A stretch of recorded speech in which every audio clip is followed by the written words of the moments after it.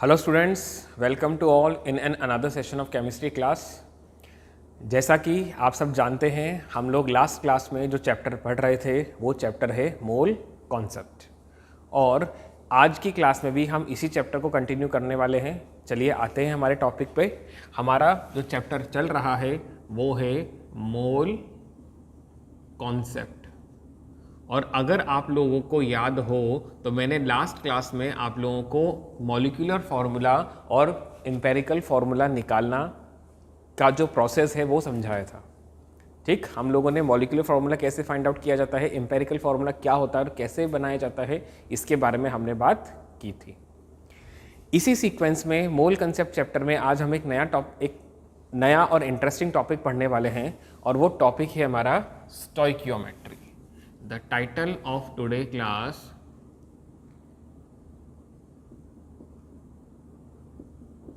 stoichiometry।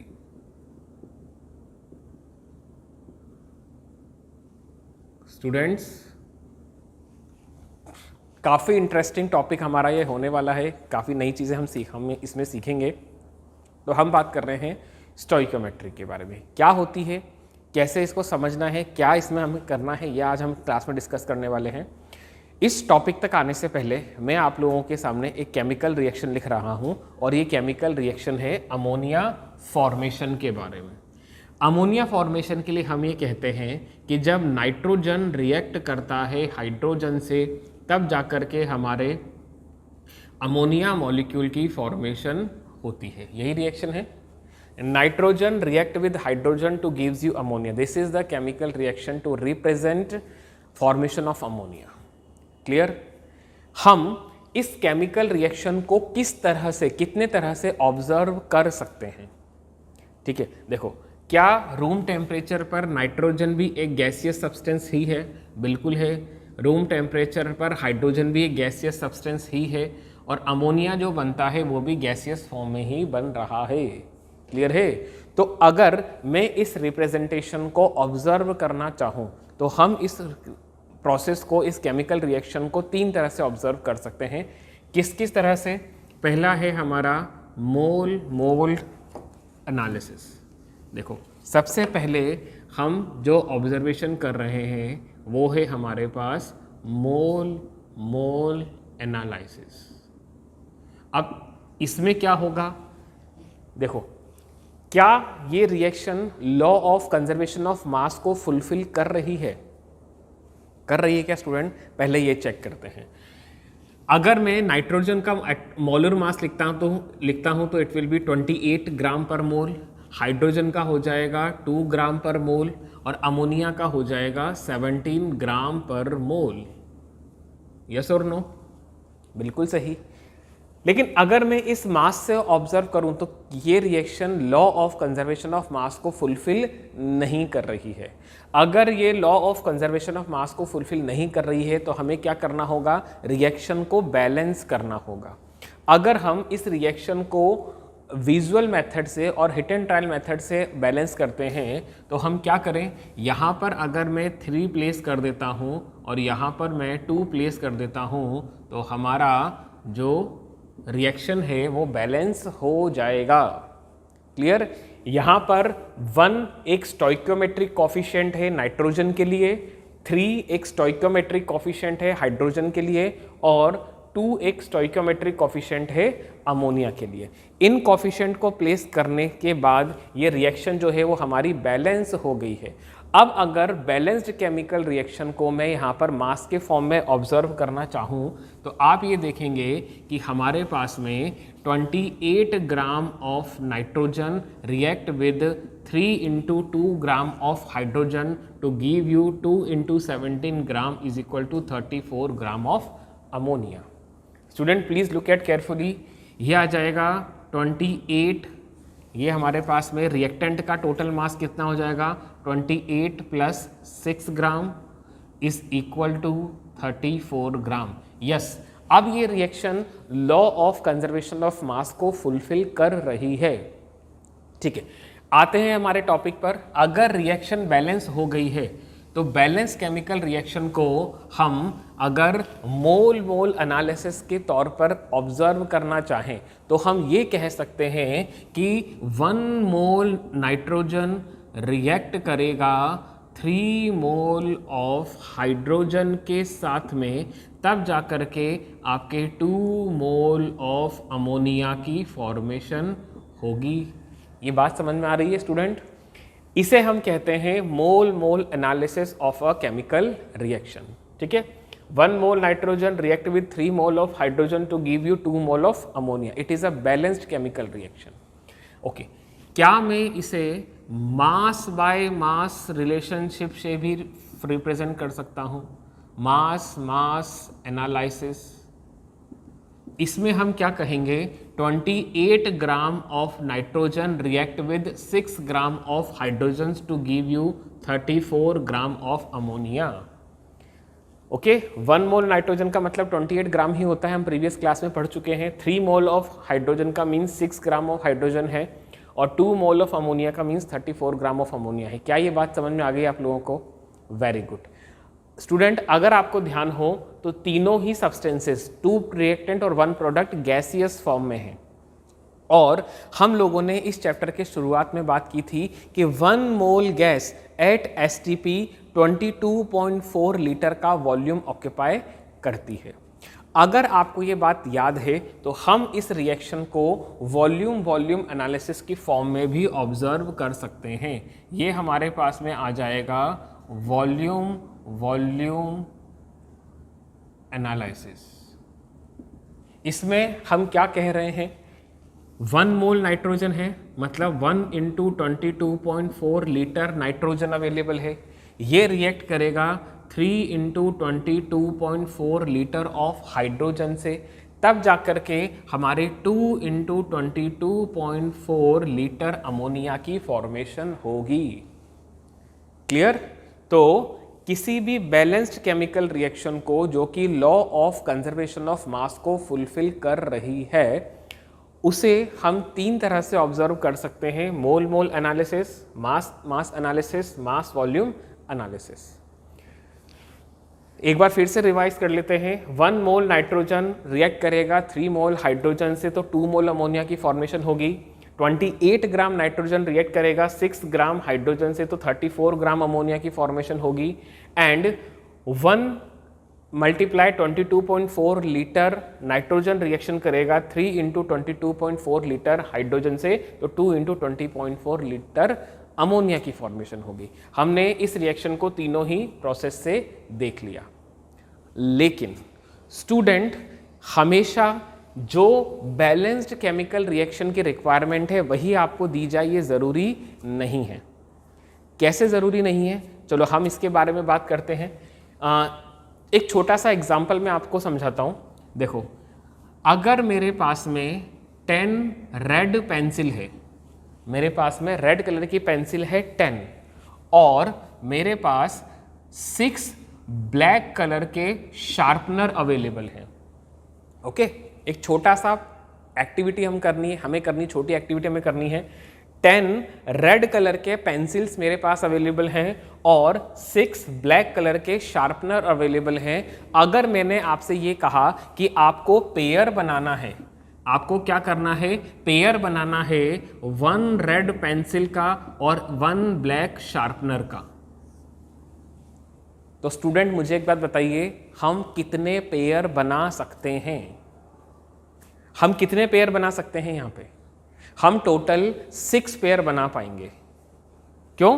क्योंकि भले ही red pencil जो हमारे पास ज़्यादा क्वांटिटी में है, बट ब्लैक शार्पनर जो है उनकी क्वांटिटी कम है। तो जब तक ब्लैक शार्पनर कंप्लीटली कंज्यूम नहीं हो जाते तब तक पेयरिंग का सीक्वेंस चलता रहेगा। ठीक है, तो जो सीक्वेंस चल रहा है उसे वो कितना प्रोसीड करेगा, इसका जजमेंट हम कैसे करते हैं? जो सब्सटेंस लो क्वांटिटी में अवेलेबल होता है वही इस बात का जजमेंट करेगा कि प्रोसेस कितना आगे जाएगा। क्लियर? प्रोसेस क्या था पेयर बनाने का? एक रेड पेंसिल, एक ब्लैक शार्पनर, पेयर बनाना है दोनों का। कितने पेयर बनेंगे? 6 पेयर बनेंगे। 6 पेयर बनेंगे, ये किसने डिसाइड किया? ब्लैक शार्पनर ने। क्यों? क्योंकि इसकी क्वांटिटी कम है। ओके तो जिसकी क्वांटिटी कम होती है प्रोसेस में, वो ये डिसाइड करेगा कि प्रोसेस कितना आगे तक जाएगा, कब वो प्रोसेस एंड हो जाएगा। अब ये बात मैंने आप लोगों से यहाँ पर क्यों डिस्कस की है, क्योंकि यही चीज़ हम यहाँ अप्लाई करने वाले हैं। स्टूडेंट, ये कोई ज़रूरी नहीं है कि एग्जामिनर हमेशा आपसे क्वेश्चन बैलेंस्ड केमिकल रिएक्शन के रेस्पेक्ट में ही पूछे। कैसे? अगर हमसे सवाल किया जाएगा, फॉर एग्जाम्पल एग्जामिनर ने हमसे ये कहा, एक क्वेश्चन की हेल्प से मैं आपको समझाने की कोशिश करता हूँ, हम समझ रहे हैं क्वेश्चन की हेल्प से। क्वेश्चन ये है कि हमें एक सैंपल दिया गया है, कितना, 1 मोल नाइट्रोजन प्लस 1 मोल हाइड्रोजन, और आपसे ये पूछा है कि इसके रिजल्टेंट अमोनिया की फॉर्मेशन कितनी हो जाएगी, कितना अमोनिया बनेगा। मुझे मिक्सचर क्या दिया गया है, 1 मोल नाइट्रोजन दिया गया है, 1 मोल हाइड्रोजन दिया गया है। सवाल ये है कि अमोनिया की फॉर्मेशन कितनी हो रही है, हमें जवाब देना है मोल की टर्म में। तो हम यहाँ पर मोल मोल एनालिसिस लगा सकते हैं, मोल मोल एनालिसिस हम लोग यहाँ पर लगा सकते हैं। देखो अब 1 मोल नाइट्रोजन, देखो अगर रिएक्शन बैलेंस्ड है तो 1 मोल नाइट्रोजन से 3 मोल हाइड्रोजन रिएक्शन करके 2 मोल अमोनिया बनाएगा। ठीक है, मुझे 1 मोल नाइट्रोजन तो गिवन है लेकिन 3 मोल हाइड्रोजन गिवन नहीं है। 1 मोल नाइट्रोजन गिवन है, 3 मोल हाइड्रोजन गिवन नहीं है। तो ये प्रोसेस कितना आगे जाएगा अमोनिया फॉर्मेशन का, इसको कौन जज करेगा? इसे वो सब्सटेंस जज करेगा जो इसकी क्वांटिटी मिनिमम है। ठीक है, और जिसकी क्वांटिटी मिनिमम होती है उसे हम लोग कह देते हैं limiting reagent. What is limiting reagent? Limiting reagent chemical reaction में अवेलेबल वो रिएक्टेंट है जो इस बात को जज करेगा कि हमारी केमिकल रिएक्शन कितनी प्रोसीड होगी या कौन सा रिएक्टेंट पहले कंप्लीटली कंज्यूम हो जाएगा। तो इस कंडीशन में हमें नहीं पता कि दोनों में से लिमिटिंग रिएजेंट कौन है। हम ऐसे देखते हैं, देखो 1 मोल नाइट्रोजन रिएक्शन करेगा 3 मोल हाइड्रोजन से, तब जाकर के 2 मोल अमोनिया की फॉर्मेशन होगी, तब हमारे पास में 2 मोल अमोनिया बनेगा। लेकिन क्या सैंपल में 3 मोल हाइड्रोजन दिया हुआ है? नहीं दिया हुआ। इसको हम रिवर्स करके लिख सकते हैं, इसको हम और सिंप्लीफाइड कर सकते हैं कि 1/3 मोल नाइट्रोजन रिएक्शन करेगा 1 मोल हाइड्रोजन से, तब जाकर के हमको 2/3 मोल ऑफ अमोनिया की फॉर्मेशन होगी। ये बात समझ में आ रही है आप लोगों को? अब देखो, भले ही हमें सैंपल जो नाइट्रोजन का दिया गया है वो 1 मोल दिया गया है और हाइड्रोजन का भी हमें 1 मोल सैंपल दिया गया था, तो according to this representation hydrogen जो है हमारा कंप्लीटली कंज्यूम हो जाएगा, लेकिन 1 मोल में से सिर्फ और सिर्फ 1/3 नाइट्रोजन ही कंज्यूम हो रहा है। इसका मतलब ये है कि 2/3 नाइट्रोजन अभी भी अनरिएक्टिव कंडीशन में अवेलेबल है और कंप्लीट हाइड्रोजन के कंप्लीट कंज्यूम हो जाने के बाद जो हमें अमोनिया के मोल मिल रहे हैं वो है 2/3 अमोनिया। Is this clear? तो इस कंडीशन में हाइड्रोजन हमारा लिमिटिंग रिएजेंट हो जाता है। जो सैंपल आपको दिया गया है उसमें हाइड्रोजन की क्वांटिटी कम है और वो ही ये डिसाइड करेगा कि प्रोसेस कितना आगे जाएगा। Is this clear? ये बात आप लोगों को समझ में आ गई? ठीक है, अगर आप लोगों को ये बात समझ में आ गई है तो हम यहाँ पर अब ये देखने वाले हैं कि हमें कैसे पता चलेगा कि कौन सा सब्सटेंस लिमिटिंग रिएजेंट होगा और कौन सा सब्सटेंस एक्सेसिव रिएजेंट होगा। देखो, limiting reagent which is consumed early, जो पहले कंप्लीटली कंज्यूम हो जाएगा वही लिमिटिंग रिएजेंट है, उसकी क्वांटिटी खत्म हो जानी चाहिए। और इसी तरह से एक हमारे पास में होता है एक्सेसिव रिएजेंट, एक हमारे पास में होता है excessive reagent. What is mean by excessive reagent? Excessive reagent वो सब्सटेंस है, वो रिएक्टेंट है जो बल्क क्वांटिटी में अवेलेबल है, ज़्यादा क्वांटिटी में अवेलेबल है, जो रिएक्शन में कंप्लीटली कंज्यूम नहीं होगा। एक्सेसिव रिएजेंट जिसे हम ER से भी रिप्रेजेंट कर सकते हैं, जिसे हम ER से, शॉर्ट नोटेशन ER से रिप्रेजेंट करेंगे। ये रिएक्शन कंप्लीट होने के बाद भी अनरिएक्टिव, कुछ पार्ट इसका अनरिएक्टिव रहेगा। लिमिटिंग रिएजेंट जिसे हम लोग LR से रिप्रेजेंट कर रहे हैं, ये हमारे पास में केमिकल रिएक्शन कंप्लीट होने के बाद पूरी तरह से कंज्यूम हो जाता है। LR ही वो सब्सटेंस है जो ये डिसाइड करेगा कि प्रोसेस कितना आगे तक जाएगा। क्लियर है ये बात? आप लोगों को समझ में आ गई है? चलिए, अगर हम बात करते हैं स्टोइकियोमेट्री की, दिस इज स्टोइकियोमेट्री। स्टूडेंट, ज़रूरी नहीं है कि एग्जामिनर आपको जो मिक्सचर दे रहा है रिएक्शन करवाने के लिए वो हमेशा उसी रेशियो में अवेलेबल हो जो बैलेंस्ड केमिकल रिएक्शन बना रहे हैं। ठीक है, रिएक्शन तब भी होगी अगर कोई सब्सटेंस कम क्वांटिटी में अवेलेबल है, और इसी ऑब्जर्वेशन को हम लोग कह देते हैं स्टोइकियोमेट्री। ठीक है, देखो अब यहाँ पर ज़रूरी नहीं है कि यहाँ पर वो रिएक्टेंट, जैसे यहाँ पर रिएक्टेंट और प्रोडक्ट के रिलेशन से ही पूछे, वो रिएक्टेंट और रिएक्टेंट के रिलेशन से भी पूछ सकता है। जैसे कि यहाँ पर अगर मैं एक रिलेशन आपसे ये बताऊँ कि आप 1 मोल नाइट्रोजन के लिए हमें 3 मोल हाइड्रोजन की रिक्वायरमेंट है, तो यहाँ पर मोल का रेशियो कितना आ जाता है? 1:3। इसको रिवर्स करके भी आप लिख सकते हो। हम ये कह सकते हैं कि 3 मोल हाइड्रोजन के लिए हमें 1 मोल नाइट्रोजन गैस की रिक्वायरमेंट होगी जब हमें अमोनिया की फॉर्मेशन करनी है। तो मोल बाय अगर हम रेशियो निकालें तो इट विल बी 3:1। हम इसे रिएक्टेंट टू प्रोडक्ट के फॉर्म में भी रिप्रेजेंट कर सकते हैं। हम ऐसे भी कह सकते हैं कि 1 मोल नाइट्रोजन कंज्यूम जब होगा कंप्लीटली तो 2 मोल अमोनिया की फॉर्मेशन करेगा। ये क्या करेगा? 2 मोल अमोनिया की फॉर्मेशन करेगा जब ये कंप्लीटली कंज्यूम हो जाएगा। तो उस कंडीशन में मोल का अगर हम रेशियो निकालते हैं इट विल बी 1:2। इसे हम ऐसे भी कह सकते हैं 2 मोल अमोनिया फॉर्मेशन के लिए हमें 1 मोल नाइट्रोजन की रिक्वायरमेंट होगी। तो यही रेशियो हमारा हो जाएगा 2:1। हम अब देखो, रिएक्टेंट 2 है, प्रोडक्ट 1 है। हमने अभी तक दोनों रिएक्टेंट का आपस में रिलेशन देखा, एक रिएक्टेंट का एक प्रोडक्ट के साथ रिलेशन देखा। तो हम यहाँ पर दूसरे रिएक्टेंट का प्रोडक्ट के साथ भी रिलेशन बना सकते हैं। कैसे? अगर हम ये कहें कि 3 मोल हाइड्रोजन कंप्लीटली कंज्यूम होने के बाद हमें 2 मोल अमोनिया की फॉर्मेशन कर देंगे तो मोल रेशियो आ जाएगा 3:2। इसको हम रिवर्स करके भी लिख सकते हैं। रिवर्स करके कैसे लिखेंगे हम इसे? हम ये कह सकते हैं कि 2 मोल अमोनिया बनाने के लिए 2 मोल अमोनिया बनाने के लिए हमें 3 मोल हाइड्रोजन की रिक्वायरमेंट है। तो रेशियो कितना हो जाएगा प्रोडक्ट टू रिएक्टेंट का? It is 2:3।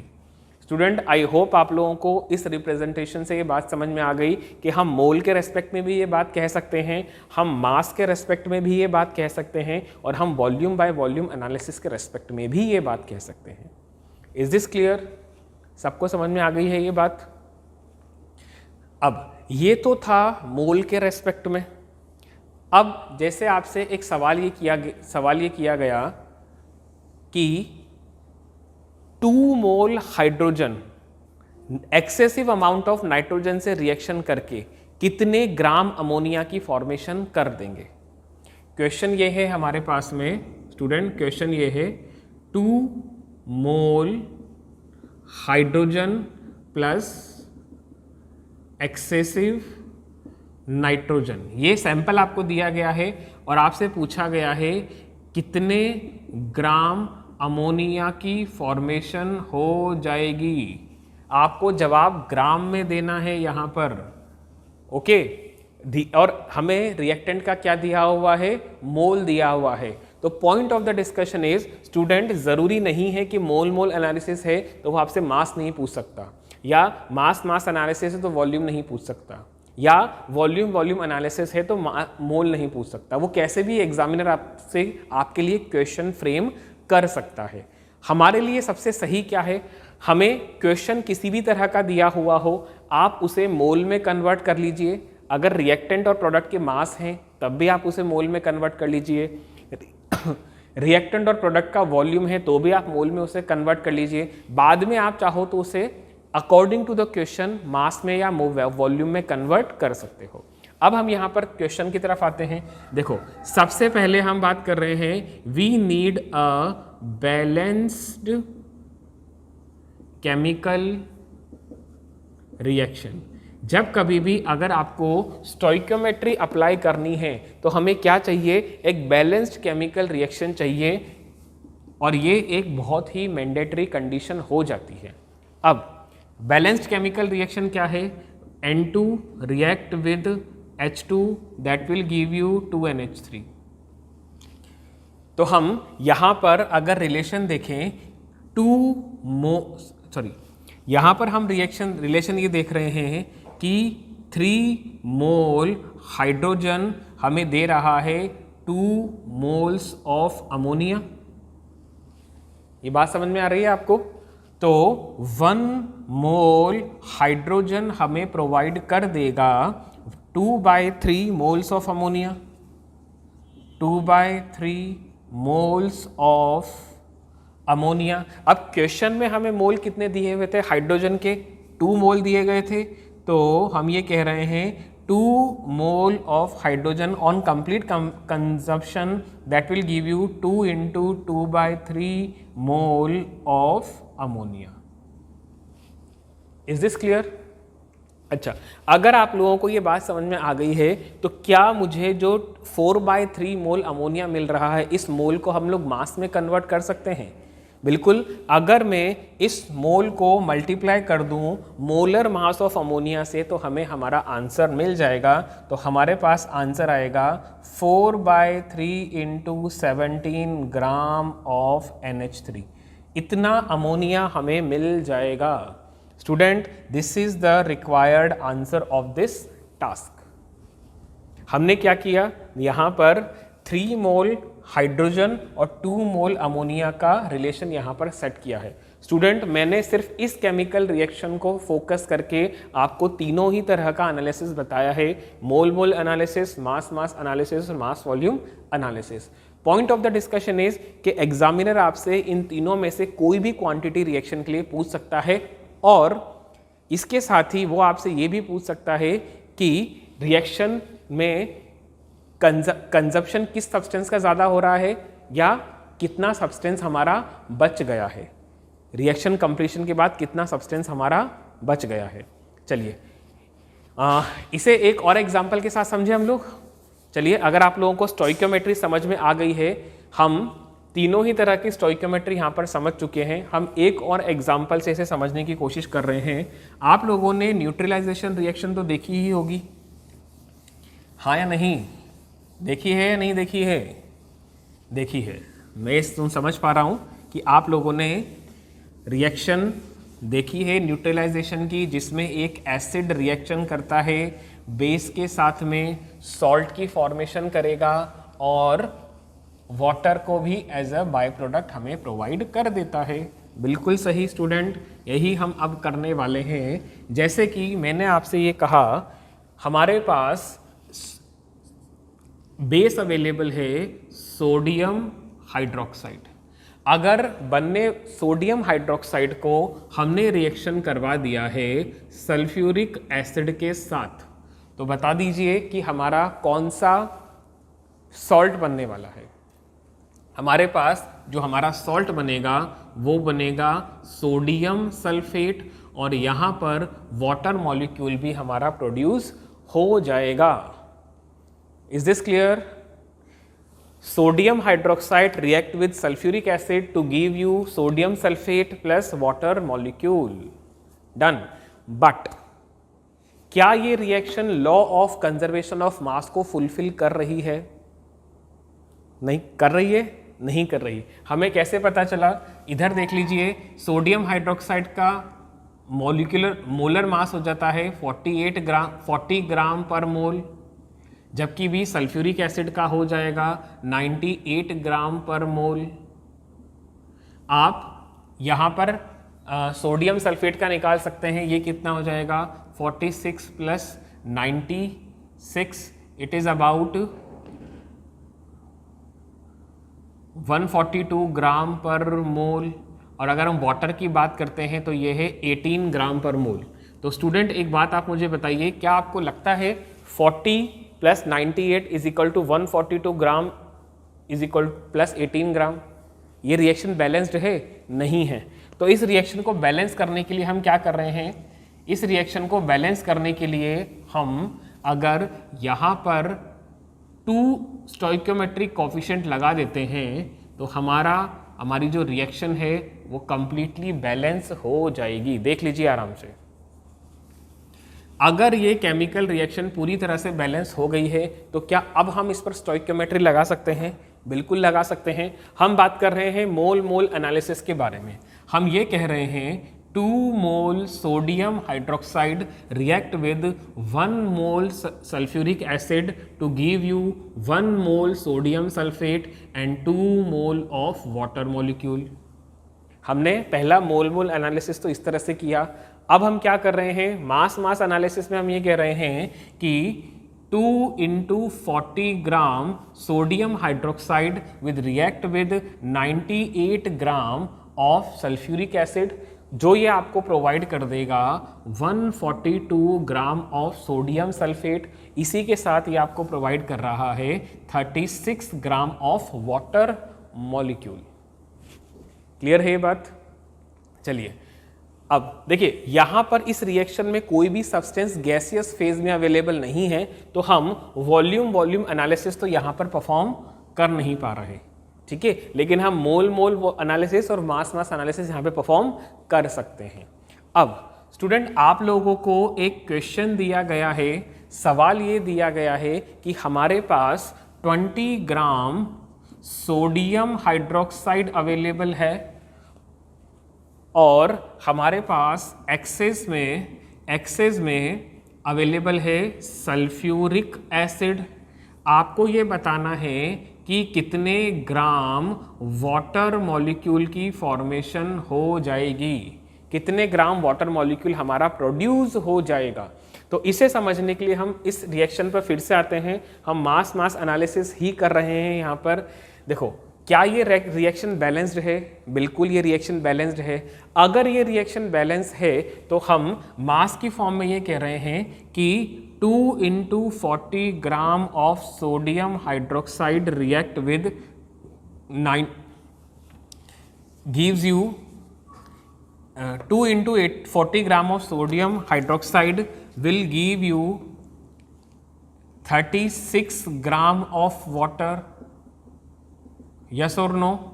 Means 1 gram of sodium hydroxide will give you 36 divided by 2 into 40 gram of H2O.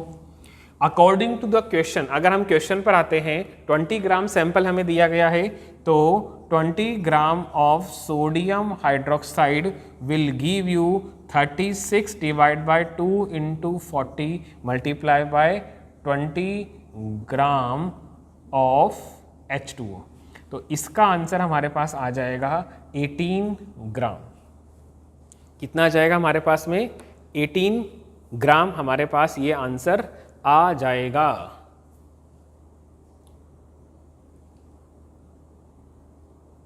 Is this clear? आप लोगों को ये बात समझ में आ गई? रिएक्शन बैलेंस्ड है।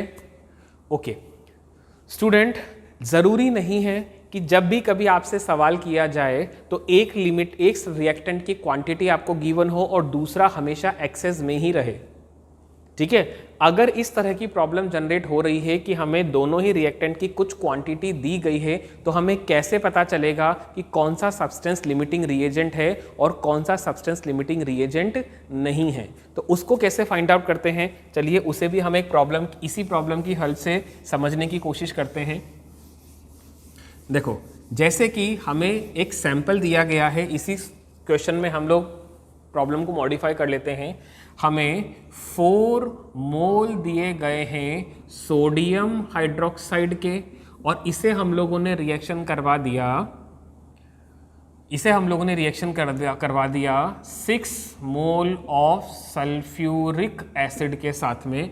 आपको ये बताना है कि कितने मोल बनेंगे सोडियम सल्फेट के।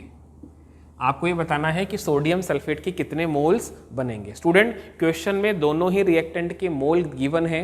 अब हमें ये पता लगाना है कि कैसे, कौन सा सब्सटेंस लिमिटिंग रिएजेंट होगा यहाँ पर।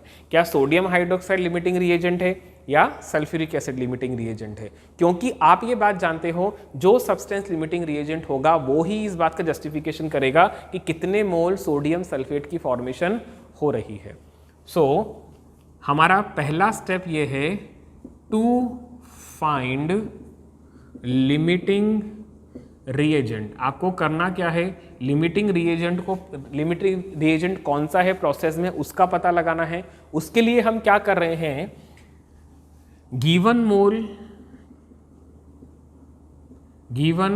मोल ऑफ सब्सटेंस, रिएक्शन में या प्रोसेस में जितने भी मोल दिए गए हैं हर सब्सटेंसेस के, उसको फाइंड आउट करो, डिवाइड कर दीजिए आप उसे स्टोइकियोमेट्रिक कोफिशिएंट के साथ में।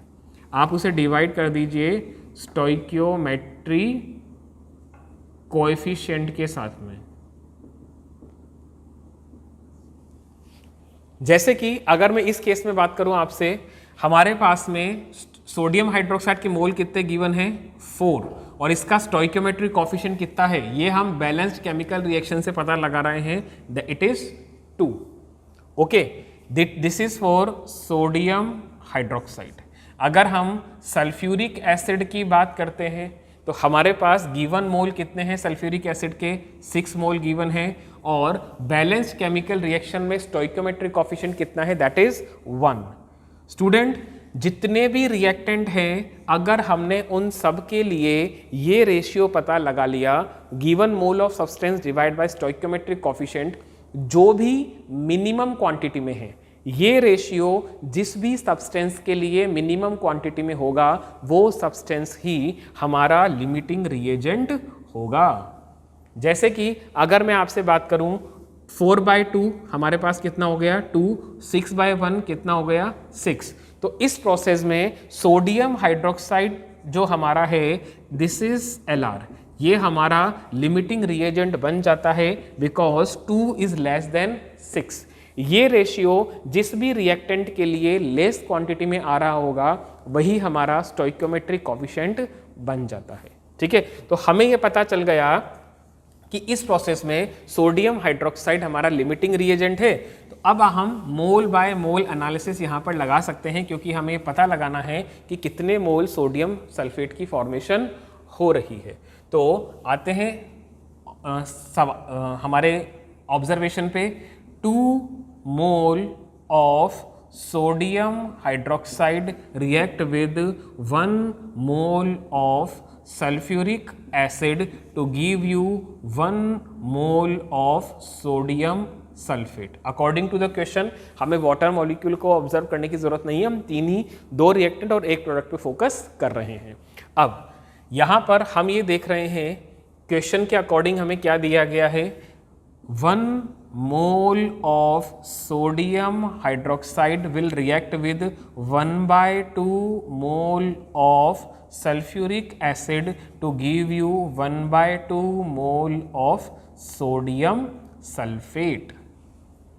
अब आते हैं क्वेश्चन पे। क्वेश्चन पे सोडियम हाइड्रोक्साइड के मोल कितने हैं 4, तो हम ये लिख सकते हैं 4 mole of sodium hydroxide react करेगा 4 × 1/2 मोल ऑफ सल्फ्यूरिक एसिड से, और ये हमें प्रोवाइड कर देगा 4 × 1/2